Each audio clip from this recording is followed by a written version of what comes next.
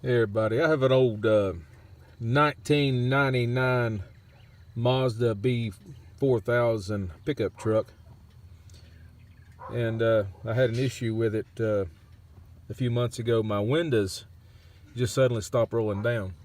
So I went on the internet and I started looking on the internet. I couldn't find anything to help me fix it. One forum said it was over here under the driver's side.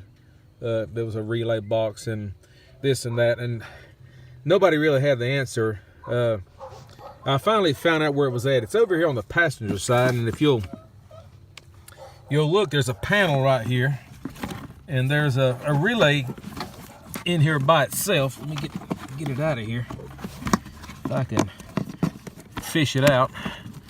It's a little old relay right here, just hanging there by itself.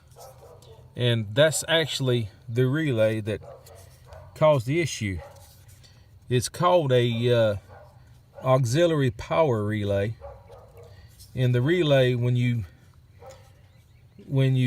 turn the ignition switch on, this relay will make, and it allows the windows to roll up and down. So I pulled the old relay out and I took it apart, and that's what was wrong with it. It was corroded and rusted and just stopped working. Now I don't know how it got wet, or I have no clue, but anyway, that's what it is. So I don't know if you can see the numbers off of it here. Let me turn it around. That's it.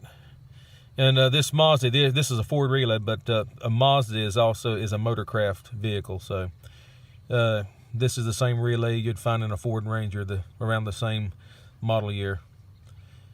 But I thought I'd make a video and just show everybody what I found, and it was aggravating to get to find it, and it was aggravating. My windows didn't work, so I thought I'd make a video and try to help some people out. But that's it.